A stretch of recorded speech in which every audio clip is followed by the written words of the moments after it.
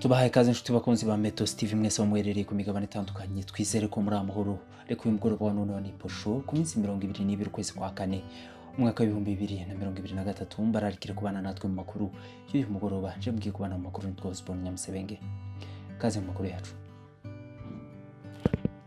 Reka makuru yacu tuyahere mu misozi miremire y'Umulenge aho ni muri Kivu y'Amajepfo muri Republika Iharanira Demokarasi ya Kongo. Amakuru avugwa mu misozi miremire y'Umulenge nuko umwanzi akomeje kwisuganya ashaka kugaba ibitero ku baturage bahatuye. Mu Minembwe mu gace ka Biziba ejo mayimayi zateye abungeri Sinyegika 181 abasore banze ko Umulenge haba amatongo baje kuzikurikira inka babasha kuzigarura zose hatabuzemo nimwe ndetse ku ruhande rw'abamayimayi bataha bakubititse cyane. Andi makuru avugwa mu karere ka Minembwe n'urupfu rw'umusore witwa Mudagiri wishwe n'abantu bataramenyekana umurambo watoraguwe uyu munsi tukaba tutaramenya amakuru arambuye neza. Ubwo aya makuru y'uru rupfu rw'uyu musore Mudagiri tuzaba twayamenye tuzayabagezaho mu minsi iri imbere. Naho amakuru avugwa mu karere k'Indondo no kumishikirano ikomeje hagati y'amoko yose atuye muri kare ya karere. Iyo mishikirano ikaba iyobowe n'abasirikare b'abarundi bari mu butumwa bw'amahoro mu ngabo za East Africa Community mu bufatanye n'ingabo za FARDC bakorana. Impande zose bagiye basoma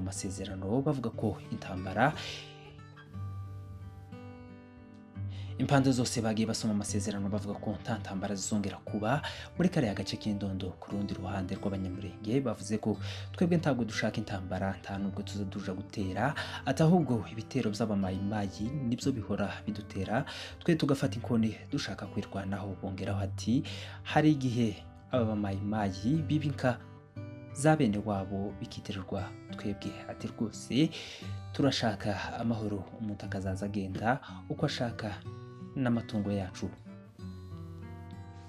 Ku rundi ruhande wasomye amasezerano y'amahoro ni shefu w'akarere ka Masango yasomye mu izina ry'abapfurero abanyitu ababembe n'abambote yagize ati twebwe ubwo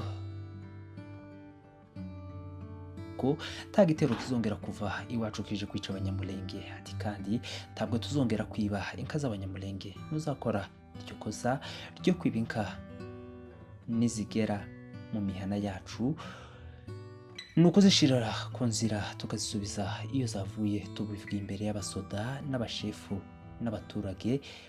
Kuri aya masezerano abasirikare bari muri aka karere abarundi na FARDC bazaze kurasa. Iyi mishikirano yari yitabiriwe n'abantu benshi cyane abapasiteri abashefu abasaje ndetse n'abandi benshi b'ingeri zose. Iyi mishikirano yabereye mu karere ka Bijombo ihuza Indondo yose kugeza Rurambo. Ikaba yari imishikirano yari yabaye ku nshuro ya gatatu muri aka gace. Hari ikizere ko aya moko yose yabagiye kongera kubana mu mahoro no mu mutekano. Amakuru avugwa mu gihugu cya Republika Iharanira Demokarasi ya Kongo mu ntara ya Kivu y'Amajyaruguru Nord Kivu haravugwa umwuka mubi hagati ya FARDC n'umutwe wa M23 mu gace ka Kibati. Haravugwa kwikusanya kw'ingabo za leta ya Kongo hamwe n'abambari babo kugaba ibitero kuri M23. Nanone ingabo za M23 nazo zikaba ziryamiye amajanja muri aka gace hafi na parike ya Virunga. Mwibuke ko ku munsi w'ejo nibwo leta ya Amerika yaburiye ingabo za East Africa Community kutivanga mu bibazo biri hagati ya M23 na leta ya Kongo. Ati mwebwe k'ingabo za Afrika y'Iburasirazuba East Africa Community mugomba kumenya ko inshingano zanyu ko ari uguhuza impande zombi apana gukubitira. Naho muri Lubumbashi hari basi ya kampani ya Classic Coach y'Abatanzania bafatanya amabuye y'agaciro ishaka kwambuka umupaka ikaba yafashwe n'itsinda rishinzwe kurwanya ibintu bya fraude bita anti-fraude. Muri iyi basi basanzemo amabuye y'agaciro yo mu bwoko bwa cuivre n'insinga z'amashanyarazi bibye mu gace ka Fungurume muri Lualaba. Minisitiri w'umutekano w'intara ya Katanga Eric Mutandala yatangaje ko iyi kampani niyongera gufatanwa ibintu biri mu manyanga izahagarikwa itazongera gutwara abagenzi. Abaturage ba Mushaki muri teritwari ya Masisi ubwo baganiraga n'itangazamakuru bavuze ko M23 yatangaje ko yavuye muri kariya gace ariko taho yigeze ija muri santere ya Mushaki nibo buzuyemo ariko mu myambaro sisanzwe atabenshi muri bo bigize abungeri muri aka gace baratembera kuko bashaka ariko abaturage bagakeka ko baba basize imbunda mu mazu. Guverineri wa Nord Kivu General Ndima Constant yavuze ko ingabo zo mu mutwe wa M23 zikomeje kugaruka mu duce tumwe yari yavuyemo muri teritwari ya Masisi na Rucuru ahagenzurwa n'ingabo za East Africa Community ariko nta kintu ziri kubatwara. Mu ntara ya Kivu y'Amajepfo aho ni muri Sud Kivu mu murwa mukuru w'intara ya Bukavu abagize inteko y'intara mu badepite 47 muri bo 26 batoye itegeko ryo kweguza guverineri ngo abije kwegura kuri uyu mwanya. Ni mu gihe hari umwuka mubi hagati y'abadepite b'intara bacitsemo ibice bibiri, uruhande rushigikiye uyu guverineri n'abatamushigikiye. Uyu guverineri arashinjwa kurya amafaranga bitemewe n'amategeko. Umugaba mukuru w'ingabo za East Africa Community zoherejwe kugarura amahoro muri Congo Kinshasa, Major General Jeff Nyaga yagaragaje ko hadashigikiye ko abarwanyi b'umutwe wa M23 baje kuba muri Sabyinyo nyuma yo kuva mu duce bahoze bagenzura. Mu mwaka ushize w'ibihumbi 2022 M23 yasabwe kuva mu duce twose wagenzuraga, hanyuma abarwanyi bawo bagasubira mu birindiro byayo bya mbere mu gace ka Sabyinyo ku ruhande rwa Repubulika Iharanira Demokarasi ya Kongo. Umwanzuro usaba M23 kuja muri Sabyinyo wafatiwe mu nama y'abakuru b'ibihugu by'akarere yabereye i Rwanda muri Angola mu mwaka wa 2022. Uwo mwanzuro uvuga ko mu gihe M23 yari kuzaba yageze muri Sabyinyo hagombaga gushirwaho agace abarwanyi bayo batagomba kurenga bigizwemo uruhari n'ingabo za East Africa Community, iza MONUSCO n'iza leta ya Kongo.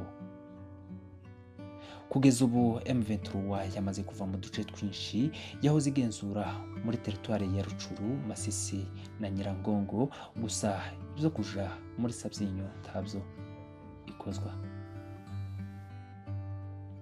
Umuvugizi wungirije uyu mutwe mu bya politike Munyarugero Canisius yakunze gutsemba ko M23 itazigereje kuba muri Sabyinyo kuko abayigize atari inyamaswa zo kuja kuba muri parke.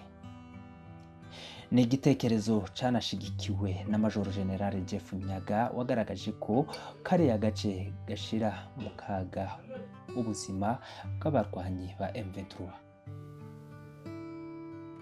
Ubwo yabazwaga n'itangazamakuru impamvu uriya mutwe utigeze uja muri Sabyinyo kuko abisabwe, yagize ati mbere yo kohereza abantu muri Sabyinyo mwabanje kubategura, mwese mwigize muba muri Sabyinyo murashaka ko abantu bapfira hariya, ese niki giteganyirijwe imibereho yabo y'ubuzima?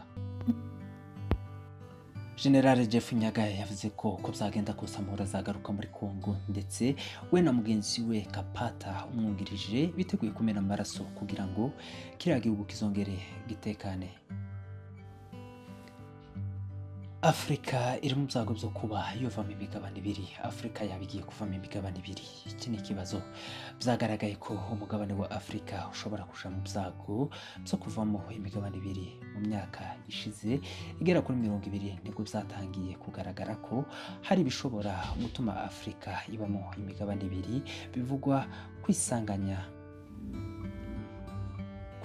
ry'ubutaka bugaragara ko buri kubaragara.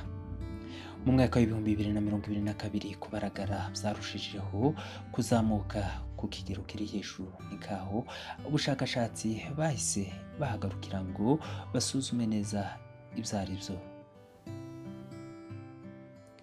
Nyuma y'amakuru aturuka mu gihugu cy'u Burundi guhera kuri uyu wa gatandatu avuga ko Alain Guillaume Bunyoni wahoze ari minisitiri w'intebe yamaze gutabwa muri yombi afatiwe mu Bujumbura. Byahwihwiswaga ko yahungiye muri Tanzania. Amakuru dukesha urubuga rwa Lemanda aratubwira uko byagenze mbere y'ifatwa rye naho yaraherereye. Biravuga ko kugeza ku mugoroba wo kuri uyu wa kane General Alain Guillaume Bunyoni yarakiri mu rugo rwa General Sila tigurirwa i Bujumbura kuko amakuru agera kuri urubuga abitangaza. Uwahoze ari minisitiri w'intebe wirukanwe ku mirimo ye mu mwaka wa 2022 yari yarahunze iminsi ibiri mbere y'isaka ryakorewe aho yari atuye kubera ko agatsiko k'abajenerali Alain Guillaume Bunyoni abarizwamo kari kazi gahunda yifatwa rye iminsi myinshi mbere y'uko biba kuko amakuru amwe abitangaza. Wahaye urubuga rwa Lemanda aya makuru yagize ati abajenerali bahise bemeza ko General Alain Guillaume Bunyoni agomba guhungira kuri General Sila Ntigurirwa mu gihe hagitegerejwe imishikirano hagati y'impande zombi, uruhande rwa Ndayishimiye n'uruhande rwa Bunyoni zari zifite umuhuza umugaba mukuru w'ingabo General Prime Niyongabo. Ariko mu by'ukuri ngo impande zombi ntizishoboye kubona ubwumvikane, nuko umwe mu begereye iyo dosiye akomeza abitangaza ati Perezida Evariste Ndayishimiye yifuzaga ko General Alain Guillaume Bunyoni yafungwa azira kunyereza umutungo wa leta kandi cyane cyane kubera guhungabanya umutekano w'imbere mu gihugu, kuko yamushinjaga kuba yarateguye guhirika ubutegetsi. Ariko abajenerali ngo ntibemezanya na Perezida Evariste Ndayishimiye habe na gato. Reka tubashimire mwebwe mwese mwabanye natwe makuru y'uyu mugoroba wa Niposho ku minsi 22 z'ukwezi kwa kane umwaka wa 2023. Je mwari kumwe makuru y'uyu mugoroba nitwa Sport Nyamusebenge. Naho buta